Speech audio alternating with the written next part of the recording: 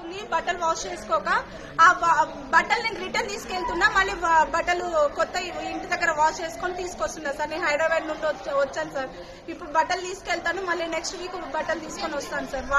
Washroom వెళ్ళడానికి కూడా mummy water లేవు, మమ్మీ వాష్రూమ్ వస్తుంది అని చెప్పంటే, నాన్న వాటర్ లేకపోతే ఎట్లా వెళ్తావు నాన్న అని చేసి బాధ అనిపించేసింది సార్. ఏడ్ చేసినా మా పాపని బట్ట వేసుకొని. అడిగినాం సార్, 2 times అడిగాను. నేను వచ్చినప్పుడు ఒకసారి అడిగాను, మా హస్బెండ్ వచ్చినప్పుడు ఒకసారి అడిగారు. వస్తాయి అని అంటున్నారు.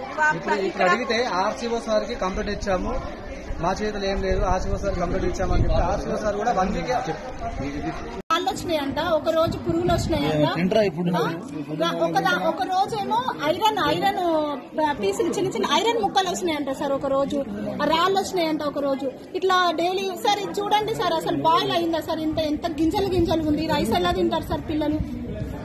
నిన్న ఒక అమ్మాయి ప్లేట్ల నుండి తీసుకొచ్చాను సార్. పిల్లలు తీసుకొస్తుంటే కూడా భయపడుతున్నారు, చెప్తే ఏమవుతుందో. 3 days ఫుడ్ తినలేదంట సార్. సాయంత్రం అంబులెన్స్ కూడా వచ్చిందంట సార్, స్కూల్ కి అంబులెన్స్ వచ్చి తీసుకెళ్ళింది. ఇప్పటి వరకు కూడా స్టార్టింగ్ లో వాటర్ ప్రాబ్లం అని చెప్పారు. ఇప్పటికి కూడా 1 month అయిపోతుంది. ఆ వాటర్ ప్రాబ్లం ఇంతవరకు క్లారిటీ లేదు.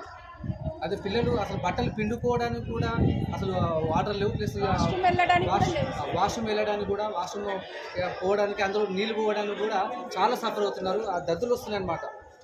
దద్దులు వస్తున్నాయి, చిన్న చిన్న ట్యాంక్స్, వేరే ట్యాంకులు.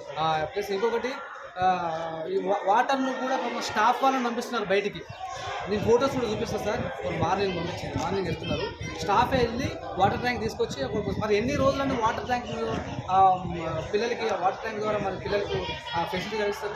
పర్మనెంట్ సొల్యూషన్ ఏం లేదు సార్. ఇప్పుడు ఇంకొకటి 11:30 వరకు 11:30 వరకు కూడా ఇంతవరకు టిఫిన్ చేయలేదు పిల్లలు. 6th class పిల్లలు, వాళ్ళ వయసు ఎంత సార్? కనీసం మనకే ఆకలిస్తుంది ఒక పూట తినకపోతే. అట్లాంటి పిల్లలు 6th class పిల్లలు ఇంతవరకు కూడా ఎవరు కూడా, ఇప్పుడు 340 పిల్లలు కూడా ఎవరు కూడా టిఫిన్ చేయలేదు. స్టిల్ 11:30 వరకు కూడా. ప్లస్ ఇప్పుడు మేము చూసాము, పిల్లలే రొట్టెలు చేస్తున్నారు. పిల్లలే అక్కడేమో చూస్తే మెను సండే రోజు ఇది, మండే రోజు ఇది అన్నీ క్లారిటీగా కనిపిస్తున్నాయి. కానీ ఒక్క రోజు కూడా గుడ్డు పెట్టింది లేదు. ఒక్క